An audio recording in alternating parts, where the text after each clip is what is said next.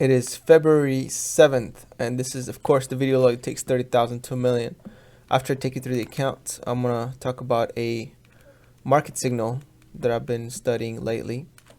It's the margin debt signal, and I can't wait to look at it. We're going to look at a graph. So here's the account.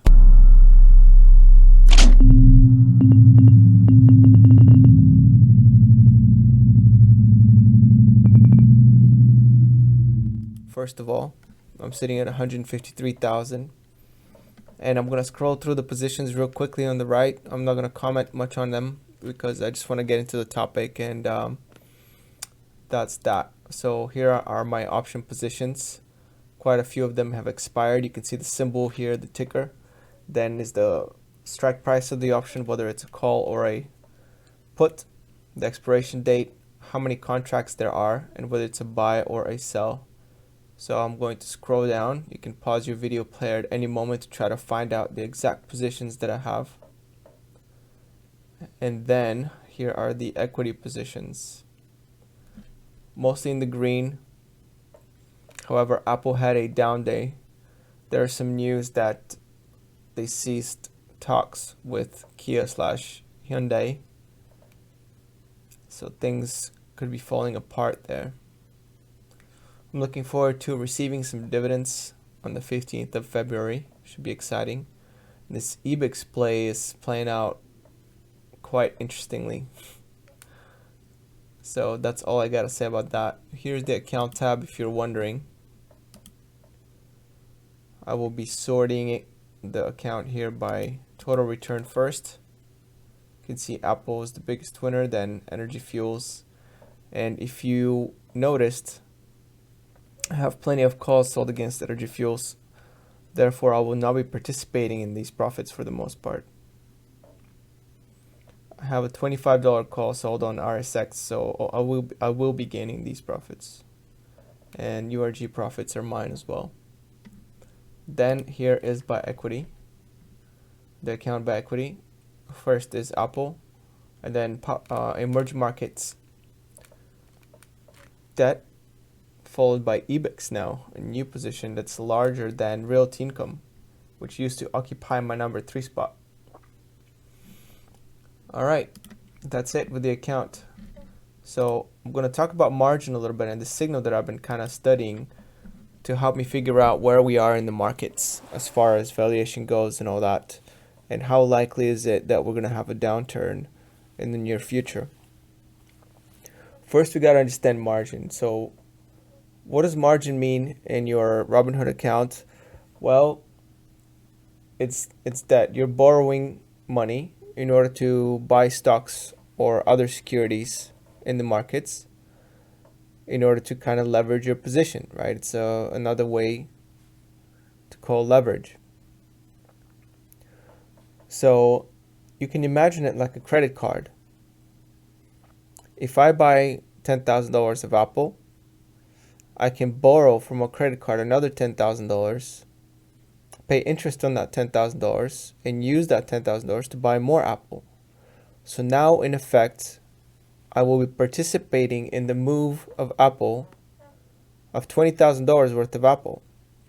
So if Apple goes up a couple percent, my position will be going up 4%.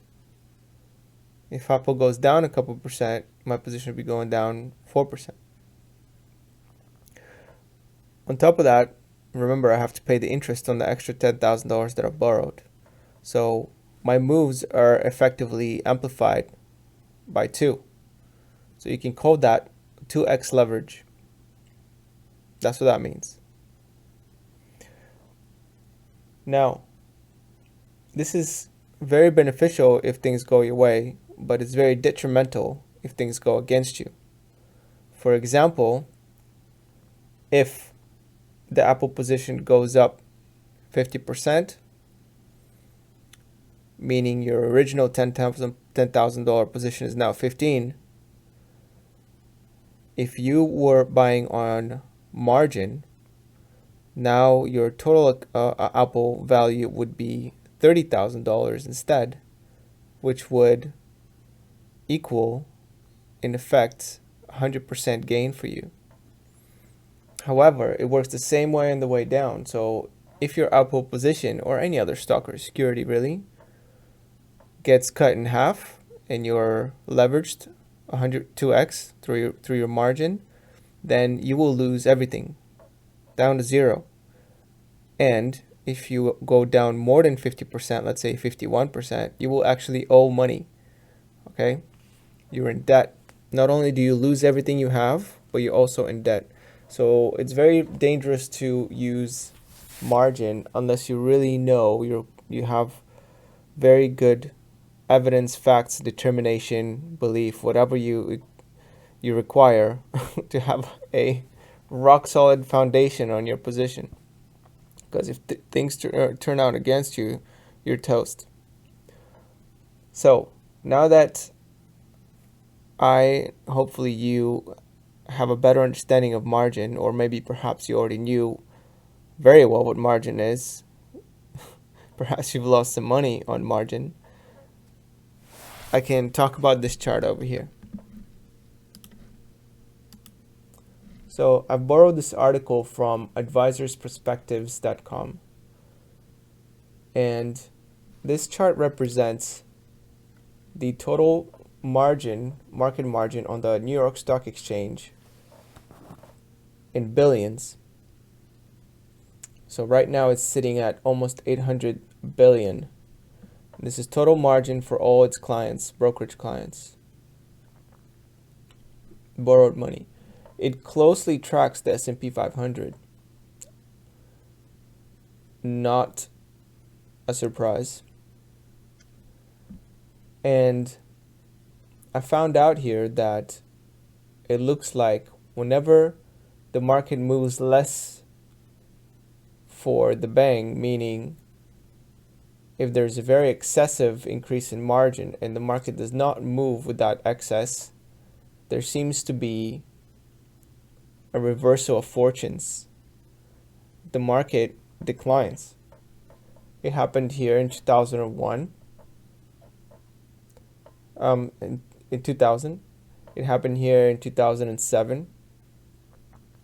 You can see a very sharp rise of the amount of margin pulled out, and then the market does not follow up. Same thing happened in 2000. Over here in 2018, one could argue that the drop was unwarranted. There wasn't a sharp rise in margin, however, and especially relative to the market.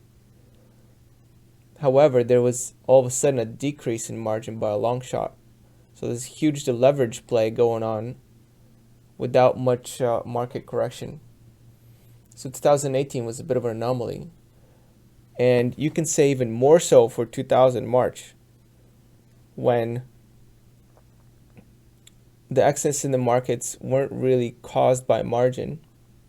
You can see how the market was deleveraging as the market was scoring all-time highs in February of 2020. So this relationship broke down a little bit.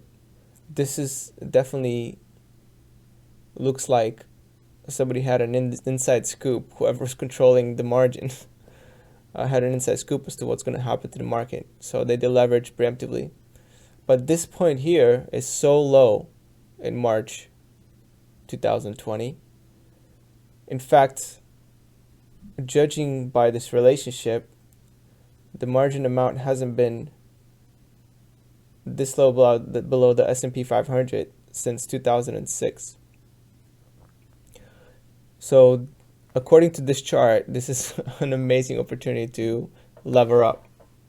Now, what's happened in recent days, in recent months, is that leverage has exploded massively.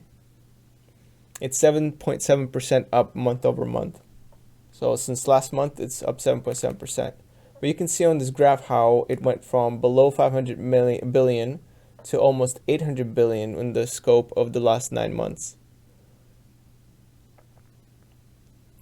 One thing that I noticed though is that the market has followed the increase in margin very well.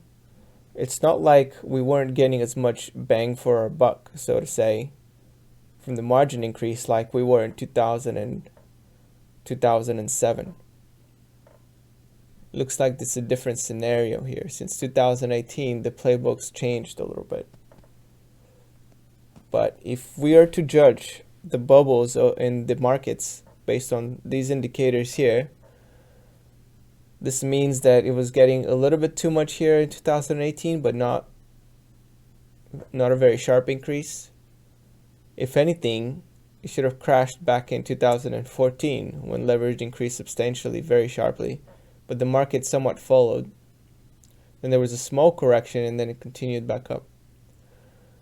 However, it doesn't look here like the leverage is going way out of control relative to the valuation of the market. So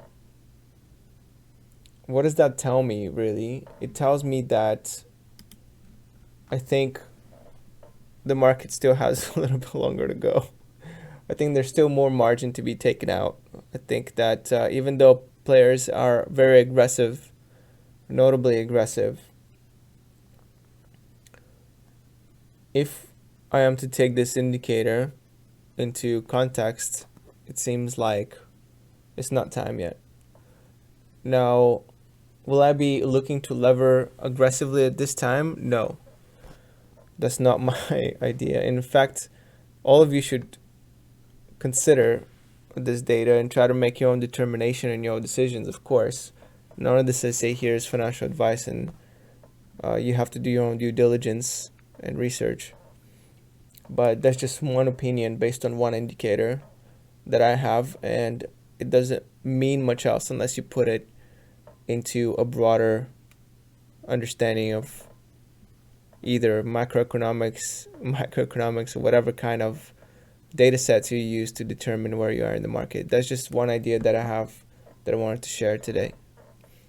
So hopefully you all are making more money than I am. Sitting at 153,000, just 2,000 off my all-time highs. Hoping that Apple bounces back harder so I can score some new all-time highs here. I had a bunch of options rolling off, and I'll probably make a video about what I'm planning on doing with that extra $18,000 that I could be using as collateral. And I think I ended right there. So peace out.